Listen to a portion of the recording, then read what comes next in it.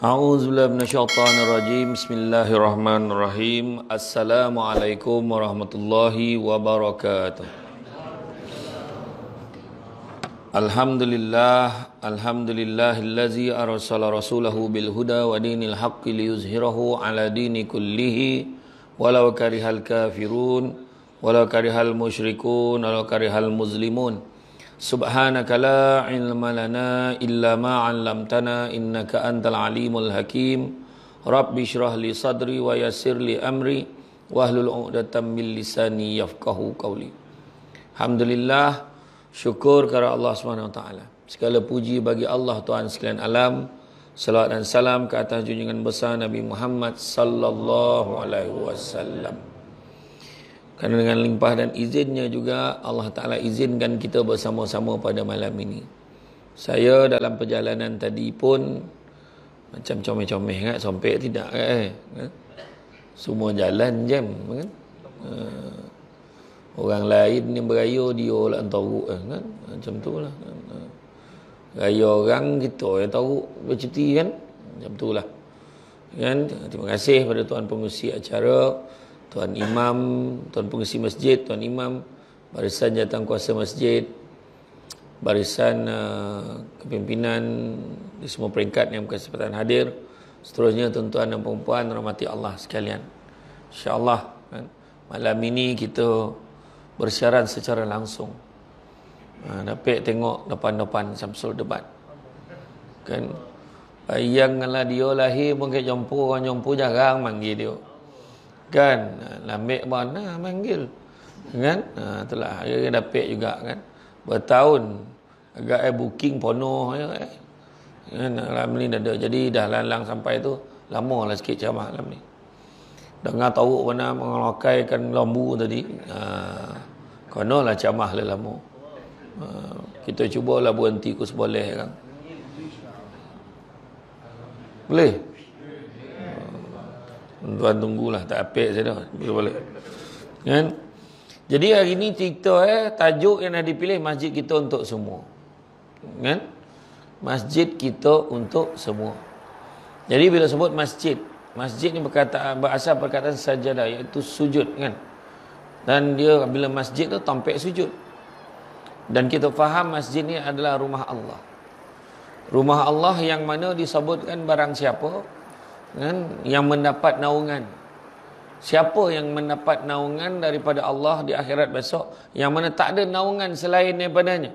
Ada 7 golongan. Golongan yang pertama, golongan yang orang pemimpin, seorang pemimpin yang adil. Yang kedua, seorang muda yang menyibukkan dirinya beribadah kepada Allah. Yang ketiga, orang yang hatinya terpaut pada masjid. Keempat, orang yang berkasih sayang, bertemu kerana Allah, berpisah kerana Allah. Mana sama ada dia kuat suami isteri ataupun dia sahabat-sahabat yang bertemu kerana Allah di masjid, berpisah kerana Allah pun di masjid. Berjumpa, berbincang, bermesyuarat, berbincang tentang persatuan dia, nak sama-sama membangunkan agama kerana Allah, dan berpisahnya daripada pertemuan itu juga kerana Allah. Kelima, orang yang diajak berzina oleh perempuan yang cantik dan kaya, tapi menolaknya kerana takut kepada Allah. Keenam, orang yang bersedekah, tangan kanan memberi, sehingga kan tangan kiri tak tahu, mana menyembunyikan, merahsiakan sumbangannya. Dan yang ketujuh, orang yang duduk bersendirian dan basah pipinya dengan air mata kerana mengenang dosanya kepada Allah. Jadi malam ni kita cerita tentang masjid. Orang yang ketiga tadi, orang yang hatinya terpaut pada masjid. Dia seronok datang masjid, dia gembira datang masjid. Tak ada siapa yang tak gembira. Ada orang melangkah keluar terpaksa pergi, aduh bising lah bah ni, pergi masjid lah deh. Tapi malam ni ramai yang datang. Tak tahulah kerana Allah, tak kerana nak tengok Samsul debat. Tak tahulah kan, tak tahulah dah.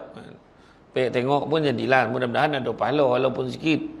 Adalah juga, tapi kebiasaan orang datang ke masjid sepatutnya hatinya tenang. Tak ada yang kusut dah. Malam ni tak ada siapa sagan dah. Nak tengok muka paling tak sagan, tengok malam pertama nak tarawih. Itu paling tak ada malu dah. Muka tak pernah nampak semua dah.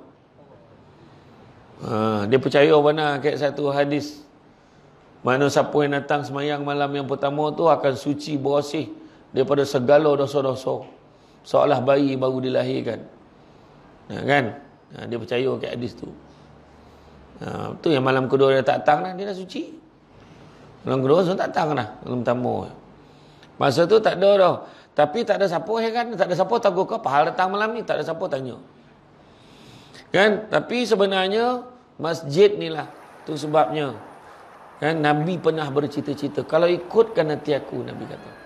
Kalau ikutkan hati aku, dia kata, aku nak bakar rumah orang yang tak pergi semayang jemaah. Mana Nabi nak suruh kita pergi masjid. Cuma Nabi benda tu tak wajib semayang. Tapi tak wajib semayang jemaah tu kita boleh semayang kat rumah pun boleh. Tapi lebih afdal, lebih utama kita semayang berjemaah. Khususnya lelaki. Ya. Jadi kalau dengan mengimarahan masjid ini, memang ada dibincangkan bahawa mengimarahkan masjid itu bermaksud apa? Bermaksud membersihkannya, membenanya, memberi perkhidmatan kepadanya, juga disebut sebagai imarah masjid selain daripada ibadah. Firman Allah Subhanahu wa taala dalam surah An-Nur ayat yang ke-36, nur hidayah petunjuk Allah itu bersinar dengan nyatanya, terutama sekali di rumah-rumah ibadah. Ini perintahkan oleh Allah supaya dimuliakan keadaannya dan disebut serta diperingatkan nama Allah padanya. Ada juga orang yang datang ke masjid waktu dia tengah ada masalah. Ada masalah, aduh, masjid lah. Dia masjid semayang, manung, selesai masalah. Kat situ dia dapat idea nak menyelesaikan masalah dia. Syarat utama pengimaran masjid ialah orang yang terlibat mestilah orang Islam. Orang bukan Islam datang, dia tak payah imarah masjid dah. Hanya orang yang Islam sahaja. Sebab masyarakat Arab jahiliah sebelum Islam, dia mengimarahkan Masjidil Haram dengan memberi khidmat, memberi minum pada jemaah haji. Ni orang jahil ni. Orang kafir dia bagi. Dia bagi makanan, dia bagi minuman kepada jemaah-jemaah haji. Dan mereka yakin mereka melaksanakan tugas yang besar. Walhal apa mereka lakukan hanyalah imarah dari sudut mewar-warkan dari sudut fizikal saja. Contoh macam tadilah. Orang datang beria-ria dia mengajarkan lembu tadi. Kan? Mungkin ada masak lomak, mungkin ada masak kari. Ada yang beria kan menumbuk lada-lada apa macam-macam dia buat. Itu fizikal.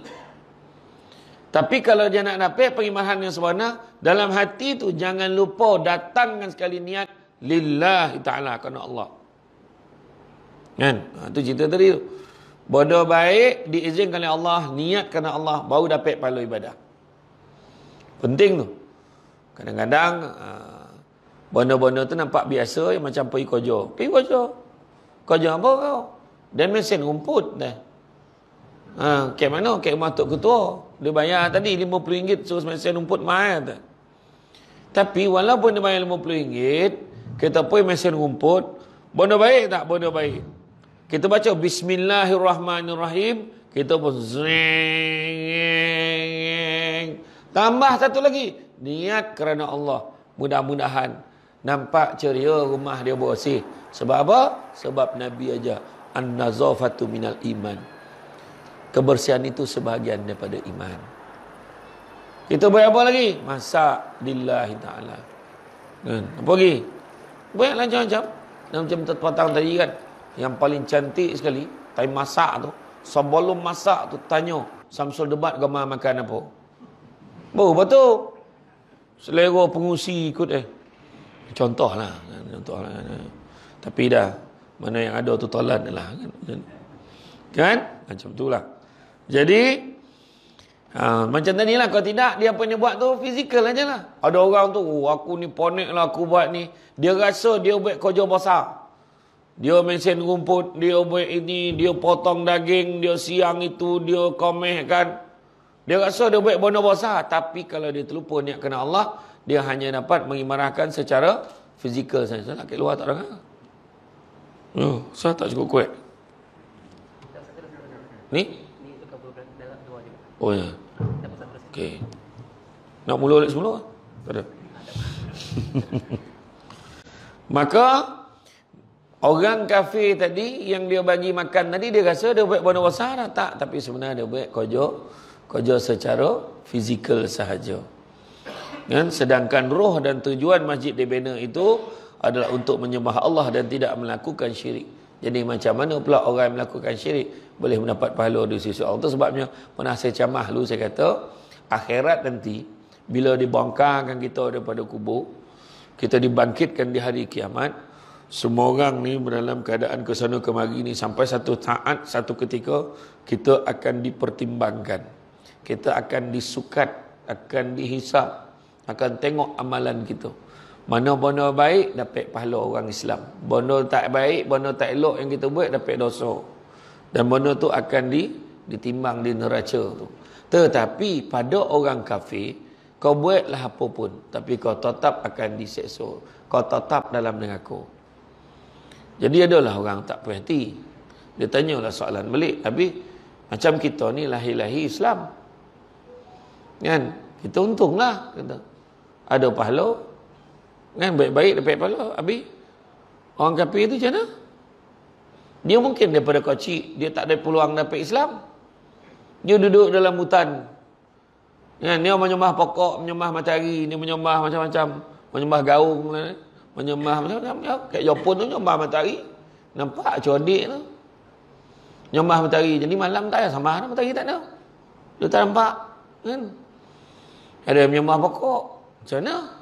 Jadi dalam Quran pun Allah Ta'ala tanya balik, afala ta'qilun, apakah kamu tak berakal?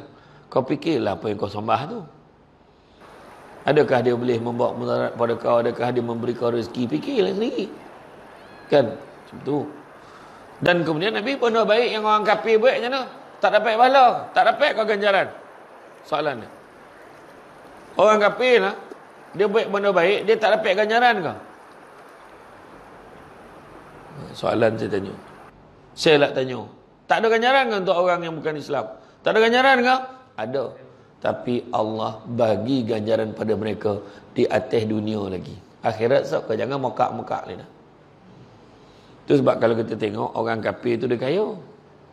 Kadang orang kafir tu lagi kaya daripada kita. Orang kafir tu banyak duit, senang. Tengok dia happy, golak-golak ya.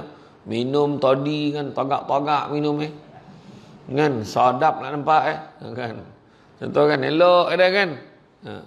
Rezeki dia ada ya. Kaya bertukar-tukar kereta makin besar bangunan-bangunan yang dimilikinya. Kan? Tapi sebenarnya itulah ganjaran yang Allah bagi atas dunia lagi. Dan kita jangan ingat kita syok sendiri ya.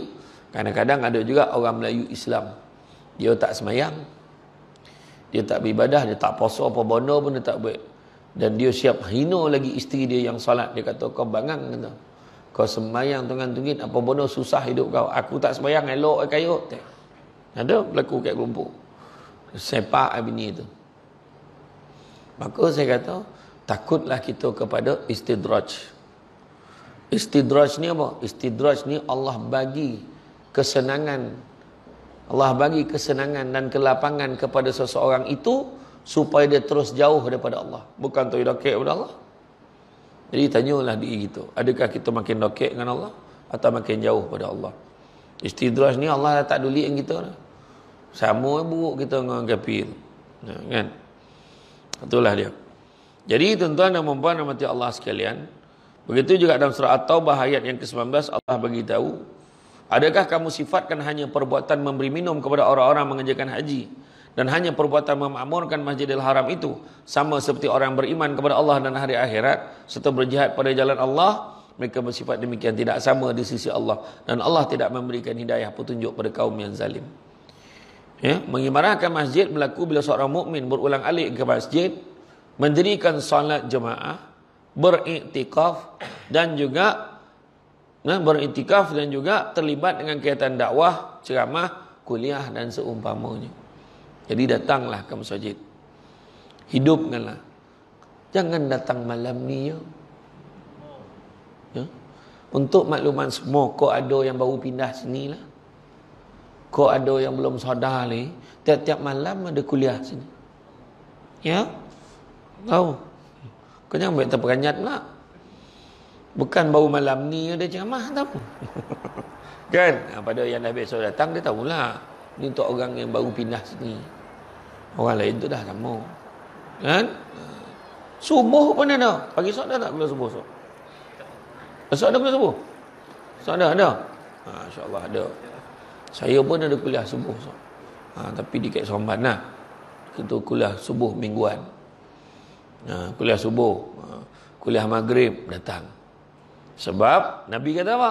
Barang siapa yang mengikuti jalan-jalan ke majlis ilmu, maka Allah akan anugerahkan kepadanya jalan-jalan ke syurga. Allah.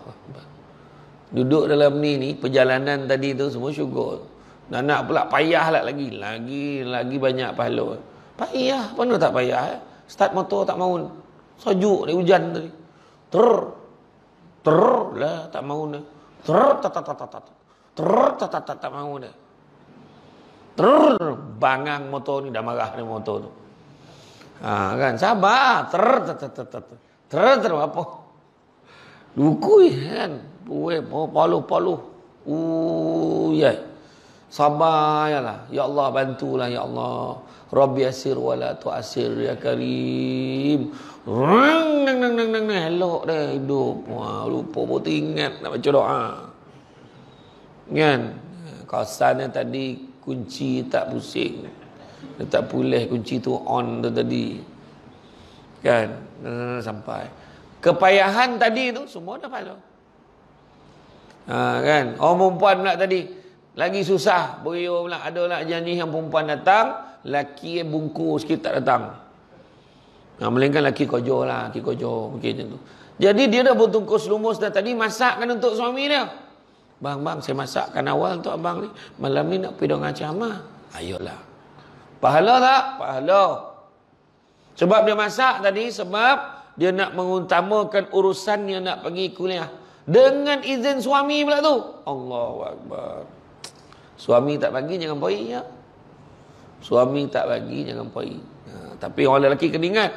Orang lelaki wajib memberi nafkah zahir dan batin kepada isteri. Nafkah zahir kita tahu. Bagi tempat tinggal, bagi duit, pakaian, makanan, kita tahu. Tapi batin ni makanan apa nak bagi ni? Nafkah batin apa nak? Nafkah batin jangan ingat yang atas katil saja. Nafkah batin termasuklah mendidik isteri dengan didikan agama. Jadi kalau rasa tak mampu nak didik isteri dengan ajaran agama dengan cukup lengkap, maka janganlah dilarang dia datang majlis-majlis ilmu. Bang nak pergi kuliah duha bang. Kau jawab, kenapa nak bang? Abang hantar. Macam tu. Faham tak? Abang masuklah sekali bang. Tak apa. Abang standby kat kedai makan depan. Abang takkan tak nak bang majlis ilmu bang. Tak apa. Kan dalam perjalanan balik kau kongsi dengan abang. Tak apalah. Paling tidak dia dah tak boleh ngajar tu kan. Jangan dilarang isteri pula menuntut ilmu. Sebab itu juga nafkah yang wajib bagi seorang suami. Tu kena faham ya, majlis ilmu tu. Ada ustazah datang kan. Minggu ni ustazah Nafizah Musa. Contohlah. Besok minggu depan ada ustazah Asma Arun nak ngajar. Contoh datang lah. Kan biar isteri kita belajar. Saya sendiri pun tak sampai nak ngajar isteri sendiri. Banyak bini orang kat depan ni. Bini sendiri tak sampai ajar. Kan? Dan inilah yang difirmankan oleh Allah SWT dalam surah At-Taubah ayat yang ke-18. Hanya yang layak memakmurkan masjid-masjid Allah itu ialah orang yang beriman kepada Allah dan hari akhirat, serta menjadikan sembahyang dan menunaikan zakat dan tidak takut melainkan Allah. Dengan adanya sifat-sifat tersebut, maka adalah diharapkan mereka menjadi dari golongan yang mendapat petunjuk. Itu dia. Mendapat petunjuk mudah-mudahan. Datang masjid. Masjid ni lah petunjuk. Itu sebabnya kita jangan keliru. Ini adalah rumah Allah. Bukan rumah kita. Faham tak? Ni rumah Allah. Maknanya level dia lagi tinggi. Jadi bila datang tu kan, kita muliakanlah, jagalah elok. Janganlah kita sawan orang yang tak pernah datang. Kita nampak orang tak pernah datang, kita pun cakap, kau pahal datang? Gangster pula kan. Kau pahal datang? Tak pernah nampak muka kau tiba-tiba datang lah. Ini mesti dengar macam Samsul Debat kan. Tidak, memang kau tak datang punya. Seorang tu pula. Tak adalah, dan singgah kau jawab ni. So balik lah. Siapa salah? salah kita. Kan? Cakaplah elok dengan dia. Kau seronok dan tengok kau datang malam ni. Ya kau. Tak, lepas ni janganlah tak datang. Dan ada juga lah datang. Ayolah. Alhamdulillah lah kalau kau memang ada datang juga. Tapi kalau boleh selalu-selalu datang ya. Seronok tengok kawan-kawan ramai datang. Macam tu lah. Baru betul. Kan? Ni kau faham datang ni? Seorang lagi pula. Dia kalau orang dah lama tak datang masjid, tiba-tiba datang. Mana nak kenduri tu? Ada harapan nak kenduri tu. Pandai lah dia tu, datang 3 hari sebelum nak jumpa imam. 3 hari sebelum jumpa imam dia datang lah. Dia belakang tu. Lepas tu kan dah tengah ni. Lepas tu dah rokek kat saf pertama. Ui. Nah, tu okey tu. Dia kena imam. Ada tu siap tanya tu. Imam mana imam? Imam.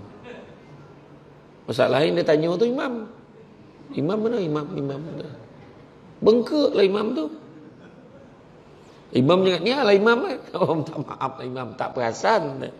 Selama ni kau sampai mana? Sini lah. Apa kau tak perasan tak? Dah imam pernah nampan. Dah salah imam tak pernah nampan kan. Kan perangai tu. Kan.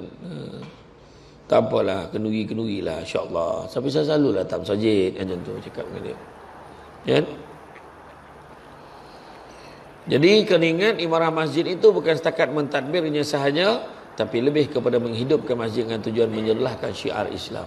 Macam mana menyerlahkan syiar Islam? Azan tu syiar Islam. Kadang-kadang ada orang dengar. Kadang-kadang Cina dan India ni kat luar tu. Dia dengar azan bagi Allahu Akbar, Allahu Akbar. Dia bangunlah surah subuh. Cina pun cakap subuh. Walaupun dia tak sembahyang. Dia buka kedai. Dia dia pagi-pagi kan, dia pagi dia sapu kan. Kan. Dia komeh, dia susun barang kan. Jadi dia letak pada arah subuh. Cuma syiar tu dah ada sikit, cuma belum sampai ke hati Nampak tak? Ya. Kan. Contoh kita buat jamuan raya kan. Manalah tahu ada rezeki tahun ni boleh raya lagi. Menjang tak boleh raya kan. Berapa tahun tak boleh raya tikir kan. Jadi kalau dah beli raya tu, buat jamuan raya masjid. Bila buat jamuan raya masjid, jemput semua orang kampung, termasuklah mereka yang bukan Islam. Jemput dia datang. Tapi dia jemputlah dia makan kat luar lah. Jemput makan acong, ramu kan. Bila makan, tiba masuk zuhur. Ataupun kita buat maghrib lah, contoh jamuan raya tu maghrib. Tak apa, you all duduk sini dulu ya, kami semayang sekejap. You duduk dulu Kita pun semayang. Imam membaca. Dia orang banyak-banyak tu dia tolongan kata la ilaha illallah wa la syarikalah. Lahul mulkul hamdu yamitu ala kulli syai'in qadir. La ilaha illallah wahdahu la syarikalah. Dia orang kat luar tu. Sedaplah. Banyak sidaplah. Kan? Surah masuk dalam hati dia kan, contohlah. Bila dia dengar tu, kadang-kadang ada satu-satu ayat tu dia dengar tu sampai tu hati. Sudah bayang daripada situ bermula. Dia pun tanya, Mam, macam mana nak masuk Islam? Macam. Satu karya ni dapat tu. Dapat pahala tu. Sebab kita ni menegakkan syiar ni, kita kadang sesama kita ya. Dengan orang tak nak kongsi. Kan? Tak pernah kongsi. Itu sebab kadang-kadang kalau tengok dari segi Facebook, kita buat live apa semua kan. Saya ceramah saya tu kadang. Aduh yang Kristian pun komen. Seronok, tenang hati saya dengar ceramah. Ada yang komen balik dia, bila kau nak ucap tak? Kan? Jadi memang macam tu. Saya pergi ke Sabah kan, pergi ke Sabah Sarawak. Ramai yang tahu. Ustaz, saya selalu tengok ceramah Ustaz, tapi saya Kristian dia kata. Saya pun tanya, kau belum nak ucap? Nantilah. Tapi makna kata apa? Dakwah kita ni sebenarnya dah mula diterima. Cuma tinggal lagi tidak ada follow up kat dia. Kan? Macam tu lah. Jadi makna kata, jangan kita pandang ringan benda yang kita buat hari-hari kat masjid. Yang kita war-warkan, kita masuk dalam WhatsApp. Kadang-kadang dalam tu ada grup yang bukan Islam. Ada dalam tu bukan Islam juga. Tapi kadang dia baca hadis tu. Barang siapa yang begini-begini, kita bercakap. Ya, saya pergi ke bank simpanan nasional. Ada seorang staff dia sing. Saya mungkin tak tahu dah pencen ke belum dia. Dia apa nama Kalwan ke macam tu lah. Kalwan. Ragbir. Ragbir sing ke kaur macam tu lah. Ragbir kaur kata saya. Saya tanya dia masa tu baik loan kan. Tanya. Ni kalau baik loan boleh lulus ke? InsyaAllah. Dia kata. Weh? InsyaAllah. Kan? InsyaAllah doa banyak-banyak. Mudah-mudahan Allah makbulkan. Dia lah ajar gitu. Ya. Kan kita ni usaha je kan. Selebihnya serah pada Allah. Semua pakai ayat tu. Nampak tak? Jadi dia tu pendedahannya. Cina ke nilai 3 tu insya-Allah dia Cina nilai 3 tu. Kan? Pakai skirt tu. Kan? Ya, jadi makna kata dia orang ni dah mula dapat. Tapi bila nak menyampaikan benda yang baik. Ramai orang Islam dah. Orang masuk Islam. Tanya Abang Adam Kori tu. Kan Abang Adam Kori kan kenal kan? Yang AF dulu, yang guru tari AF yang berlakon jadi apa Tiger Dragon. Tahu dah Dragon. Saya buat dengan dia masuk Islam tahun berapa? Dalam tempoh dia berapa tahun? 2013 ke 2012 ke masuk Islam. Tak ingat lah. Tapi dalam tempoh tu sampai sekarang dia telah berjaya mengislamkan 17 orang lagi sahabat-sahabat dia. Kita yang dah berpuluh tahun Islam, seekor pun tak dapat. Sorry lah, seorang pun tak dapat. Seekor pula kan. Nak tunjukkan apa tu kan. Kita ramai simpan kat diri kita ya. Dan kita tak kongsi benda-benda baik dekat orang. Ya. Tapi yang kita tonjolkan apa? Yang kita tonjolkan bergaduh. Yang kita tonjolkan bercakap. Meniaga menipu orang. Kualiti kerja teruk. Itu yang kita nampak. Bila kita panggil kontraktor, apa kita cakap? Kontraktor Melayu macam tu lah, ayat Meniaga, orang Melayu meniaga macam ni lah, ayat Bila kita bangih kan, benda tak betul, orang Melayu meniaga macam ni lah. Kan? Kau tengok lah ni, tak apa benda kuih kan. Kuih pepok, lah. Kau kan? Kelopes tu. Badan ting balik ke dinding tu, dampai balik. Boom, tangkap dia balik. Kan? Kuih pepok, tahu pepok? Kan? Ada ke dalam ni? Tak ada. Kan? Kuih apa lagi? Kuih kelopong. Baru asal tu gigit. Cair. Bondo gula kau pakai ni. Gula anda pun tak tahu. Kan? Kalau pure betul-betul tu sampai maghrib rangup kan? Tentu. Tak lah. Sekarang ni. Kan? Ayat nego dia nak nego marah apa tak? Kualiti orang Islam sedangkan adakah Islam macam tu? Tak, Islam tak macam tu. Melayu macam tu.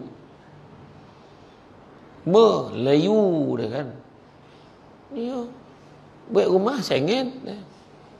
Mana? Sudah bagi Cina betul. Ayah, apa pasal ni macam dia yang betul. Sedangkan dia menego lagi teruk menipu kita. Tapi dia ingat apa? Dia nipu-nipu pun elok kerja pula dah. Kan? Masak tak sadap apa bondo pergi kau dah tom yam. Thailand ni no. Kualiti. Sedangkan Nabi ajar apa?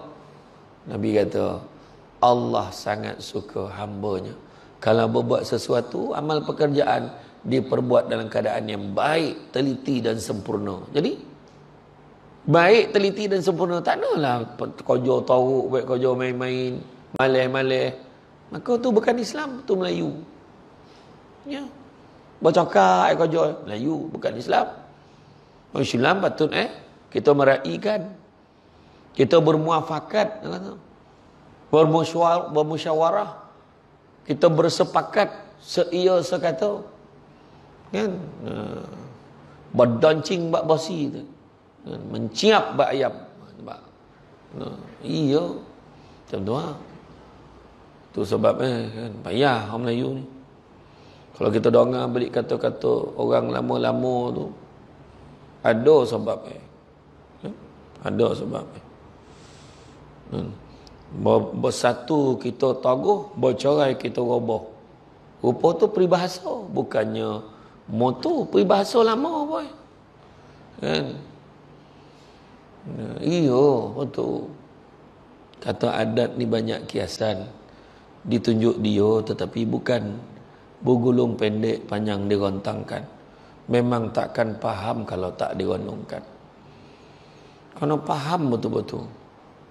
Ini tuk ketua adat pun ada kan. Dia tu selalu saya seronok bila tengok orang kampung dia Minang orang sekarang, kita tak payah ada adat sangatlah. Dia lah cakap macam tu. Suka-suka kau. Kita simak kulit ambil isi terus lah teh. Ada yang tapi ni ambil senang. Dia tak ada tak apa. Kita bagi biar dia comel sikit. Datang dia nampak muka, balik dia nampak belakang. Mananya menyalak. Kat situ bewak manjek. Apa benda khabar ni teh kan. Iya, sayang kalau kita tak pertahan dengan benda tu. Benda tu nasihat dah terlalu banyak bagi. Di masjid juga akan timbul rasa penyatuan. Di masjid semua masyarakat bertemu dalam keadaan darjat yang sama kerana Allah. Betul. Ada beza ke tadi? Tengok, saf pertama gaji 5,000 kata. Saf kedua 3,000 kata. Saf ketiga tu 2,000 kata. Yang belakang tu 1,000 kata. Yang belakang-belakang lagi B40. Ada kan macam tu? Mana ada? Siapa datang first come first serve. Siapa copek sampai dia dapat saf pertama. Sampai lu. Baru rabut nak bagi saf yang pertama. Baru rabut nak angkat takbir, selepas imam angkat takbir. Macam tu. Kan? Dan bila dia datang tu sama. Tengok semua pakaian sama.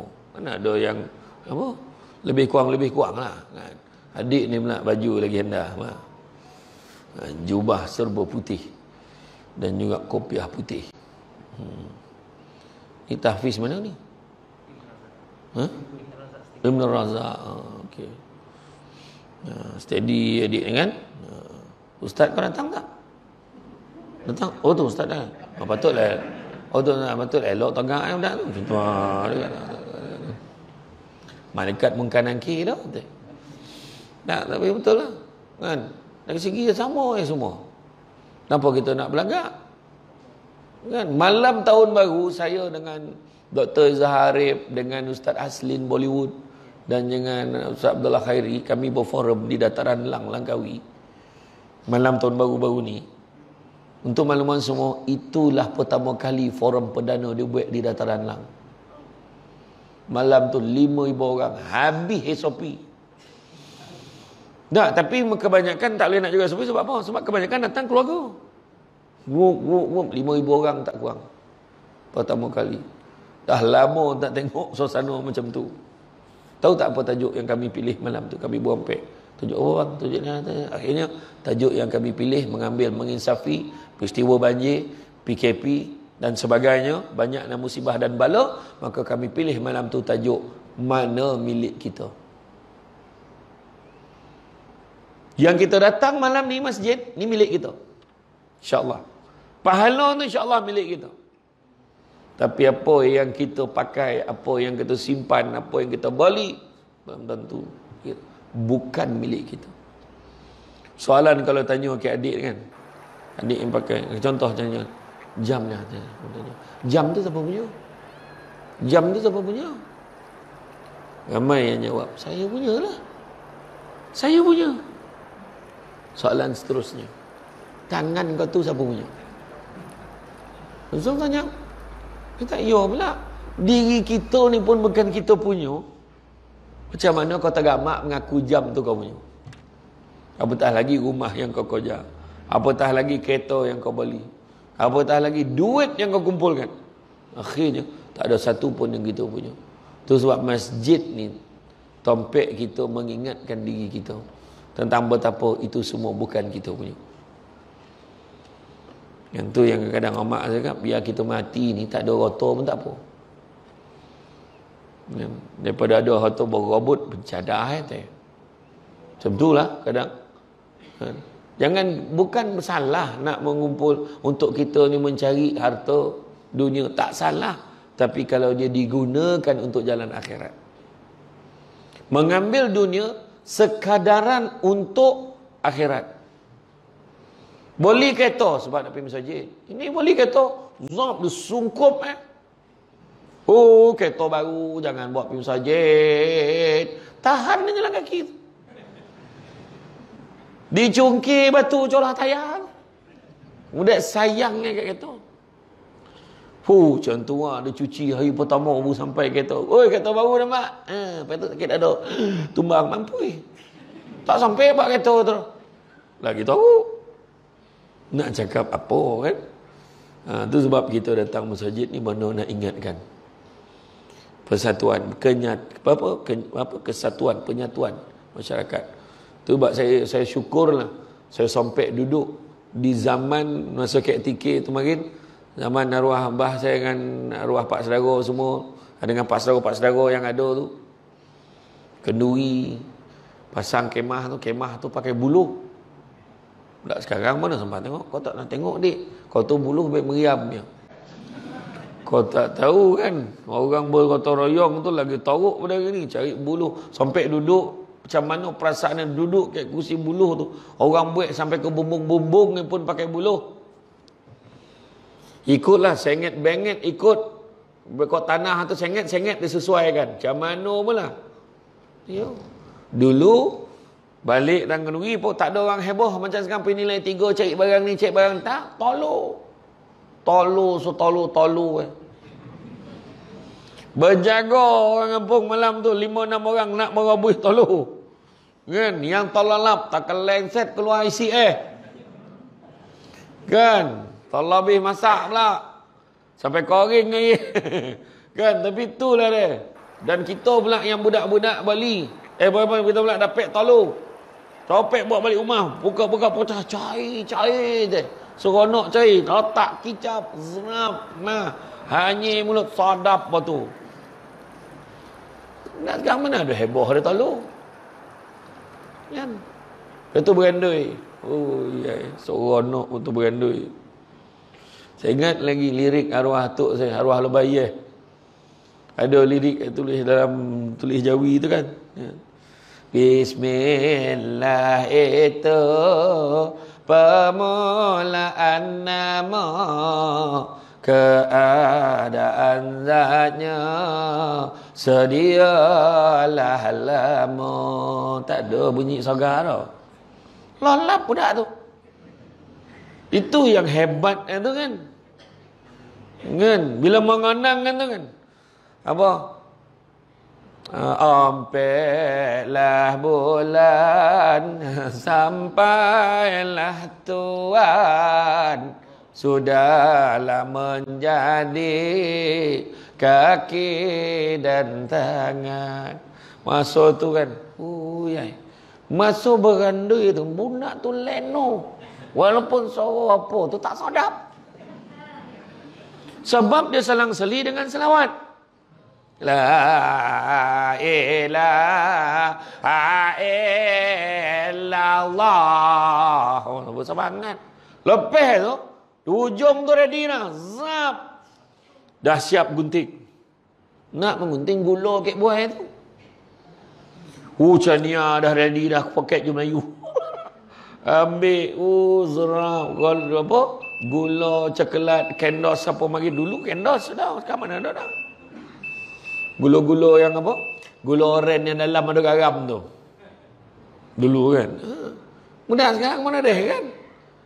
RM1 selungguk kali. Kayak kadang itu kan. Kadang RM2 banyak kan. Itulah. Dulu.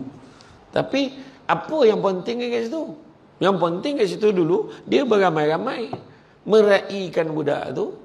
Kan? Hari yang ke-7 pula kita disunatkan tu sebab kita kena faham. Bila baby lahir, disunatkan kita memberikan nama yang baik-baik pada anak tu pada hari yang ke-7. Cukul sebenarnya bukan cukur jambul, cukur rambut. Cukur jambul lah. Tak ada cukur jambul dawan, cukur rambut. Dalam Islam tak ada istilah cukur jambul. Tu adat orang sebut dulu mainan. Tapi sebenarnya yang betul-betul cukur rambut. Cukur botak betul. Licin. Kemudian ambil rambut tu, kita timbang. Kita timbang berapa gram, kita bandingkan dengan nilai kadar omeh hari ni berapa gram tu, kemudian duit tu sumbang kat masjid kau, hantar kat anak yatim kau, macam tu lah. Bagi nama yang baik-baik. Kadang-kadang dia percaya, kadang ada kat buku, betul. Dekat buku tu nama-nama baik dalam Islam, betul. Tapi nama-nama baik tu kadang-kadang memang maksud dia baik, tapi ada orang yang pernah memiliki nama sedemikian, ada akhlak-akhlak tertentu. Contoh, ada satu nama saya telefon. Saya gambar telefon dulu, saya telefon pejabat mufti. Tanya dengan Ustaz Nur Azamil, mari timbalan mufti kan. Aku, Ustaz, ya nama ni macam mana? Nama ni macam mana? Ni okey tak? Ni okey tak? Sebelum nak bagi nama pada hari yang ke-7. Ui long, nama ni jangan dong. Nama ni okey. Tapi zaman Nabi makin ada seorang nama dia macam ni. Saya tak nak sebut lah kan, ada terasa pula kan. Nama dia macam ni, memang maksud dia yang bijaksana, yang cerdik, betul. Tapi pasal zaman Nabi ada seorang nama macam ni, pemalih. Oh ya kau? Tak jadi letak nama tu. Tanya mufti, tanya apa kan. Dia akan syorkan lah. Antara 3 nama ni, mana pada pandangan Ustaz? Okey, ambillah nama ni. Lepas tu, jangan lupa tahnik. Tahnik ni bolah bibi itu bukan pakai pisau. Sumbing nak tukang. Tapi tahnik ni maknanya kita nak orang tu, nak menyucikan Tuhan, nak membersihkan. Kan sunnah Nabi buat tahnik ni, bibi anak ni masukkan kurma. Dia akan dikumam-kumam dulu ke orang yang nak tahnik ni, kemudian dia baca sikit doa. Dan kemudian dia pun letak kat langit budak tu. Pastikan cari ustaz, imam yang buat tu yang tak merokok. Yang ditanya kat sana, bakarut muka baby ni. Baby tu kata, rasa dan hil teh. Budak tu pun tahu dan hil. Kacau tu kan. Tu lah dia. Kan? Macam-macam lah tu. Pak, banyak kan?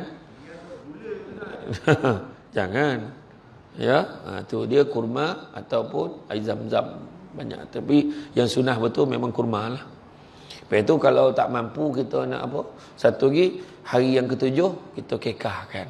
Disunatkan akikah hari yang ke-7. Kalau tak mampu baik kenduri tu, tak apa dah. Kalau anak lelaki kan, ambil seekor kambing tu lah semoleh. Lepas tu masak manis.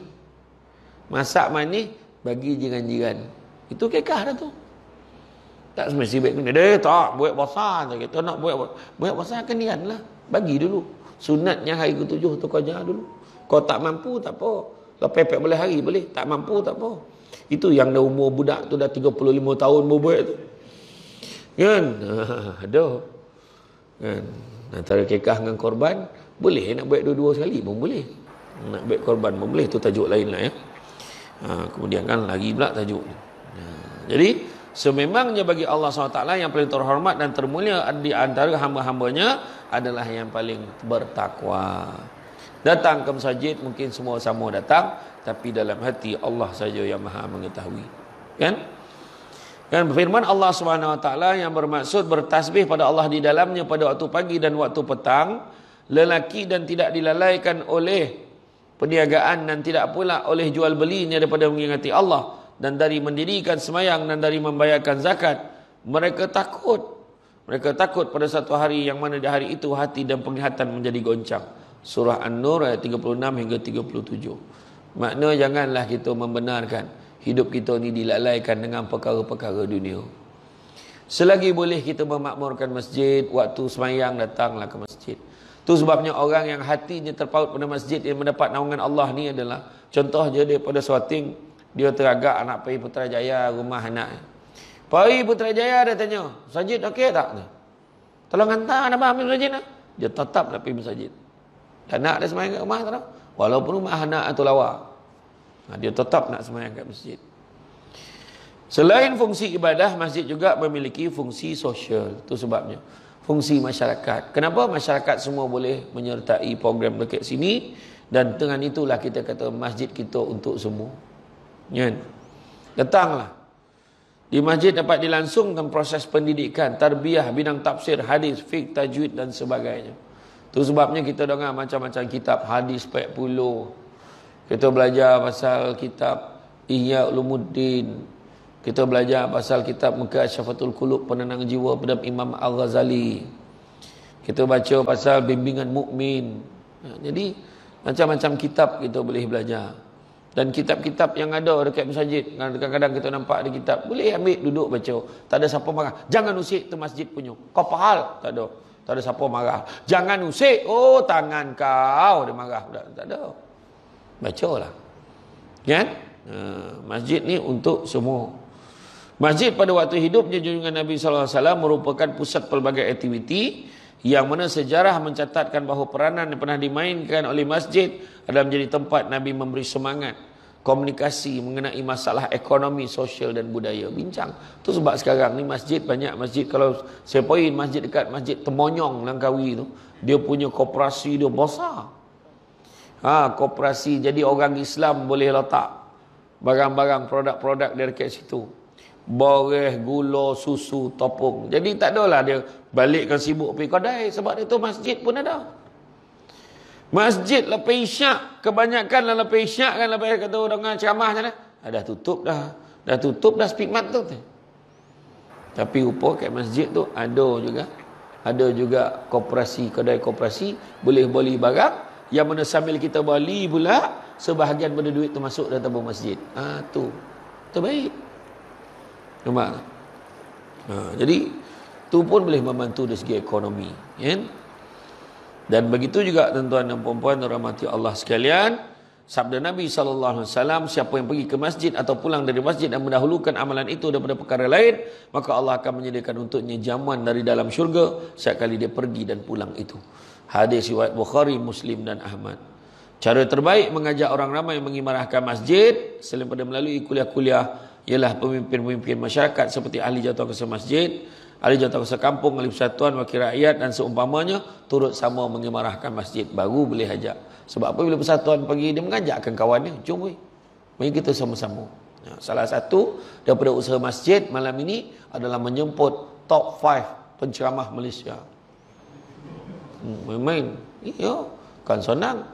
Lepas malam ni tersebar, mulalah masjid shouting gila tanya, macam mana kau boleh dapat sama-sama debat pula? Betul tak? Macam tu. Ramai tak? Ramai. Tapi macam masjid ni saya faham. Memang kuliah subuh pun macam ni ramai. Kalau terperanjat tu macam taklah tu kan. Mudah-mudahan. Ya betul cakap. Sebenarnya tu kadang-kadang kita kena faham. Hati kita ni bukannya kita pegang sendiri, bukannya orang lain pegang, Allah pegang. Allah nak bagilah perasaan tu. Perasaan yang tiba-tiba. Ada orang ni kan, ada orang kadang-kadang dia malu. Saya ni malu ustaz, dah tua-tua pun sampai masjid. Apa pula? Ada orang tu tua-tua kelab dandut ni. Ada orang tu tua-tua masih lagi menghina orang Islam ni. Pergi masjid macam lah kau elok pada panggil kau. Ada orang macam tu. Allah macamlah kau tu baik sangat, dia marah. Ayat dia, memang aku ni bukan orang yang baik, tapi anggaplah ni usaha aku nak jadi baik. Macam tu cakap. Ya. Jangan kita malu. Sebab itulah Nabi cakap, umat aku ni janganlah kau bagi umur panjang-panjang ya Allah. Tu Nabi. Bagi lebih kurang aku je. Nabi bagi. Betul. Ayo apa? Jangan bagi umat aku ni umur panjang-panjang, sebab apa? Supaya kita boleh bajet umur kita berapa. Tu yang 50 tahun dah mula fikir pergi masjid. 60 dia dah sampai dah. Tak apa. Ada orang tu supaya kita boleh agak. Tu sebenarnya ramai cakap, kalau Nabi betul sayang kita, kenapa Nabi tak doakan, Nabi minta biar umur kita panjang-panjang? Tak, Nabi tak nak umur panjang-panjang. Sebab Nabi kena umat dia. Aku kena umat aku. Nabi kata anak-anak Adam kalau diberikan 2 lembah emas, nescaya dia akan minta lembah yang ketiga. Tak pernah cukup. 2 lembah omeh. Pakai gila banyak kan. Nak lagi tu lembah ketiga tu. Kita dengar macam, kau macam tu. Iya. Tanyalah orang kaya tu. Saya jumpa macam-macam orang kaya. Bila ceramah, macam-macam. Polik-polik burak tu. Dia bukan belagak tapi basuh macam tu. Rumah Datuk Seri tu saya pergi. Tok, Mahal rumah Datuk. Besar ni tu. Mahal ke? Tak ada lah. Masa saya beli dulu murah lagi. Masa tu baru 4 juta. Saya salah tanya aku, dia salah jawab. Saya cakap. Nah, memang bahasa dia macam tu. Saya buka kat PKNS. Saya mah kat PKNS Shah Alam. Ustaz, masa tu PKPB. Ustaz, kalau nak beli rumah ini time dia Ustaz. Tengah murah ni. Ya kau berapa murah sekarang ni? Dalam 1.2, 1.3 juta. Kau ada akal ke tidak cakap dengan dia? Nak, tapi bukan kata dia bilang. Maknanya dia dah biasa menjual yang 10 juta, 15 juta. Sekali 1.2 tu murah mana kat dia. Kita boleh balik. Tapi perabot pun tak ada, apa tak ada. Kosong macam tu. Makan ni pergi jilat dinding. Makan. Pembunuh dia makan kan. Habis. Ada satu tu. Ustaz, saya... Dia kata, cuba Ustaz ni rasa kopok ni. Dia bagi saya rasa kopok tu. Sedap tak Ustaz? Sedap. Itulah. Saya dengan rumah saya rasa sedap tu, kita boleh kilang. Apa nak kau beli kilang kan pula? Bolehlah kopok tu banyak. Apa boleh? Ayo, memang. Ni cerita betul ni. Kan kata bohong. Kilang beli melampau tu orang ni. Tapi tak bahasa dia. Tu cakap tu kan. Kadang-kadang kita ni, dengan yang kita ada ni, dunia ni, kita tengok kan, polik-polik orang. Nabi cakap, bagi 2 lemah emas, kan minta lemah yang ketiga. Benda tu betul. Ada orang garu kepala macam mana? Aduh, kau kenapa kau? Duit dalam bank tinggal 10 juta. Tak rasa nak bunuh kau? Tinggal 10 juta, bukan tinggal 10 ringgit. Bukan 10 ribu. Tinggal 10 juta. Sebab dia dah biasa dalam bank ada beratus juta. Bila tinggal 10 juta tu tengah susah benar. Tu sebab kadang-kadang kita cakap, Allah, macam mana lah dia fikir kan? Macam mana duit dia?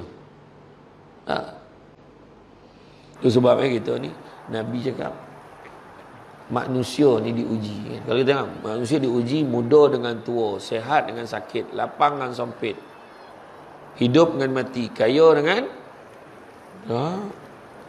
Allah uji kaya dengan kecukupan.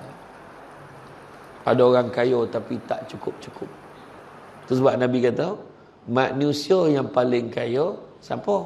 Atuk Wan dulu kaya. Kenapa pula? Orang dulu-dulu kaya kenapa? Sebab Nabi dah sebut orang yang paling kaya adalah orang yang merasa cukup dengan apa yang dia ada. Dulu apa? Kopai plastik ni.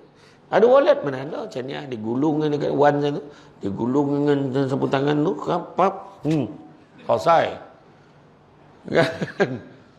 Dah pergi beli bawang. Dia suruh saya beli bawang. Beli berapa wan? Sebiji. Sebiji beli. Bagilah jalan kaki mana depan. Sebiji, 2 biji beli. Tak, orang dulu cukup. Pagi-pagi si sajuk. Ya Allah. Nasi sajuk. Korak-korak tu dengan sardin pagi tu panis. Sedap betul lah. Nah, iyo. Badan ni pojal. Arwah wan macam ni. Kita urut dia, tangan kita yang longoh. Dia tak ada apa, dia macam tu. Arwah wan saya Alhamdulillah. Sampai apa? Sampai di umur 80 tu. Steady lagi lah dia. Dia meninggal umur 81, 82 tu. Memang ready steady. Dia cuma jalan dah slow lah. Makan sahur, saya tak boleh lupa tu. Makan sahur bertambah tu. Tu. Kita sahur macam ni. Wan tambah wan. Sah banyak nak lah. Oh, tambah. Sah banyak nak lah tambah. Iyo tuan. Dia cakap apa orang dulu kan. Itulah. Dia rasa cukup dengan apa ada. Itulah orang paling kaya, Nabi dah kata. Dan Nabi ajar kita apa? Tangan yang di atas lagi baik pada tangan yang di bawah. Nabi ajar kita. Maknanya, tangan yang memberi lebih baik pada yang menerima. Jadi jangan lupa catat nombor akaun bank Masjid Karyah Seroteng Hulu. Subuh ya sedekah. Online pun tak apa. Tulis kat dalam online tu. Description. Doakan saya kaya. Amount. RM1. Macam mana? RM1 tak baby. Tak apalah. Kan? Alhamdulillah. Kan? Lepas itu dia sahur nak imam. Biarlah RM1 imam. Yang penting ikhlas. Mak ayat Betul lah. Tapi pada marin sekarang. Ikhlas kau RM1 ya. Ujung bulan RM1. Dapat bonus RM1. Dapat Acitra pun RM1. Macam mana? Kan? Yalah, macam mana? Kan? Mudah-mudahan. Iya, bagilah. Apa lagi Nabi sebut? Bab sedekah ni. Nabi ada sebut, barang siapa yang nak dimurahkan rezeki, jangan tinggal 2 amalan ni. Yang pertama, solat sunat 2 rakaat sebelum subuh dan juga sedekah subuh. Sedekah subuh Nabi kata apa? Bila orang sedekah subuh, malaikat akan melaporkan, ya Allah, sesungguhnya hamba-Mu ini telah memulakan harinya dengan bersedekah kepadamu ya Allah. Maka kau perluaskan rezekinya untuknya hari ini ya Allah. Macam tu walaupun RM1. Ya. Iya. Dan ada lagi tentang sedekah. Nabi sebut, sesungguhnya bala dan musibah tak pernah mendahului sedekah. Nah, tu dia cerita dia. Nampak tu disebut tadi, pemimpin-pemimpin, orang apa semua datang masjid supaya dia boleh ngajak kawan-kawan dia. Yang YB tu dia boleh mengajak masyarakat. Jangan dokek-dokek musim main pokok datang. Kan? Tuan-tuan, semua nak berajar, kan? Datang. Sekarang orang bukan tengok tu, orang tengok akhlak. Orang tengok perangai. Kan? Itu sebab orang menyampah dengan politik. Betul?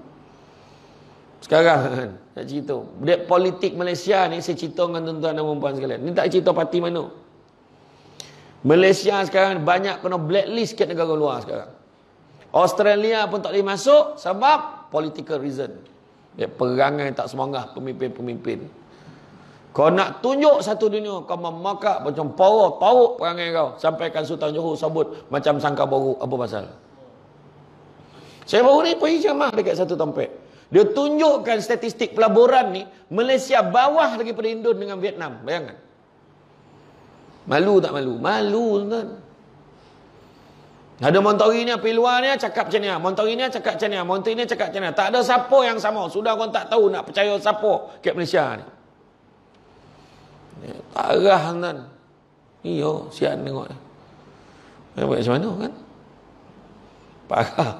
Orang tu sebabnya kita ni sebenarnya krisis apa ni, saya bagi hujung sikit ni. Saya faham tengah sodap ni tu.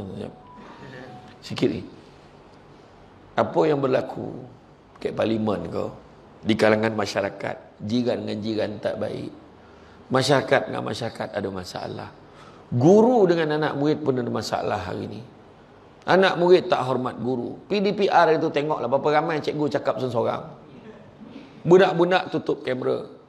Kenapa tak on kamera ni? Habis data, buat hal main game. Berapa ramai. Di bandar-bandar, lagi teruk pada kampung kehadiran PDPR. Lagi teruk di bandar tu. Sekolah, beberapa sekolah kat Somban, not even 10% kehadiran ke sekolah melalui PDPR. Apa masalah? Orang muda, ada lagi orang muda nampak orang tua cakap, "Pakcik, Assalamualaikum, pakcik sihat, pakcik dah makan belum?" Berapa ramai budak muda boleh cakap macam orang tua ni? Cakap, Makcik nak minta kejap makcik, nanti kereta laju ni, mari saya tolong." Berapa ramai? Kita sekarang dalam Malaysia sedang melalui satu krisis nasional yang disebut sebagai krisis adab. Masuk dari atas, baik ke bawah. Krisis adab. Tu sebab Imam Malik pernah sebut dulu, biar ilmu sikit tapi jangan tak ada adab. Biar ilmu sikit tapi jangan tak ada adab. Dan Nabi ajar, ta'dibu auladukum bisalasati asya. Adabkan anak-anak kamu dengan 3 perkara. Bihubi Rasulullah sallallahu alaihi wasallam. Ajar dia sayang Rasulullah. Selawat selalu. Amalkan sunnah Nabi. Kedua, bihubi ahlihi, sayang ahli keluarga Nabi. Yang ketiga, biqiraatil Quran, baca Quran. Adab. Bila ada adab, bila bercakap dengan orang pun ada hikmah.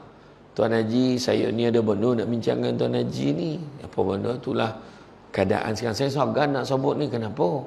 Itulah kalau boleh, ada cara hikmah. Adab itu ada. Nampak orang tua, hormat. Bagi laluan ke orang tua. Dia naik motor tu nak lalu kan, potong orang tua tu. Kan, mak siapa ni? Ni dia lalu, pakcik saya lalu ya. Macam tu lah. Adab kalau saya lah dengan pengusi dan dengan imam duduk kat warung lepas tak tuan duduk. Lalu seorang anak dara. Dia cakap tumpang lalu bang, abang panggil So saya tanya, nak siapa tu? Tanya anak siapa? Kan tanya dia kerja apa, bukan tanya gaji berapa. Tanya anak siapa sebab adab. Makan sirih berpinang tidak, pinang ada kat kota Melaka. Makan sirih menganyang tidak, tagah dek budi dengan bahasa. Kalau mencari pokok berbuah, pucuk elobek dahan berdaun. Kalau nak jadi insan bertuah, duduk beradab, tagak bersantun. Itu sebab datang Imam Malik kata apa?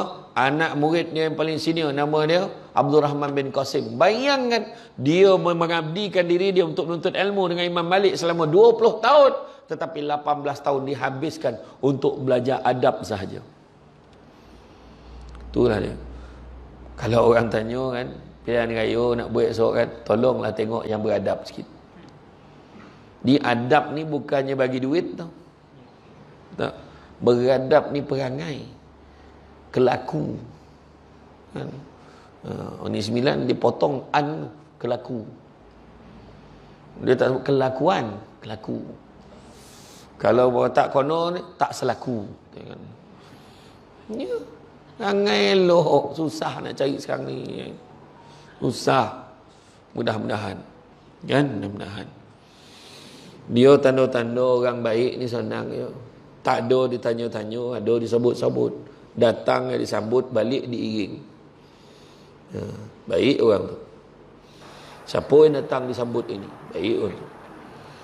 Balik kan diiring, pergi ke kereta.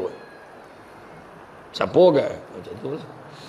Saya tak cakap saya dah. Ini contoh. Mudah-mudahan. Kan? Itu betul. Tak macam kita baik kenduri kan? Kan? Boleh baik kenduri bila macam kita baik makan-makan kan?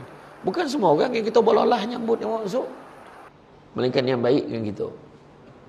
Lepas itu, kita sambut nama dia. Ni nak beritahu ni kawan Dan ni sama kerja macam ni. Oh, cukup baik ni. Nampak? Macam tu. Lepas itu kan bila tak ada, mana dia tak sampai ni? Tanya. Tak ada dia tanya-tanya. Balik dia ring sampai kereta. Tak payahlah kau hantar. Kau tetamu kau main. Tak ada. Kau kawan Dan dia mesti hantar. Kang dah sampai. Jangan lupa beritahu. Macam tu lah. Ya. Banyak ni nak cerita ni. Tu belum cerita lagi dalam bab perangai dalam masjid, dekat luar masjid ni, perangai tamak, hasad, dongki ni semua. Belum cerita lagi tu. Maknanya confirm kena panggil lagi. Macam tu lah kan?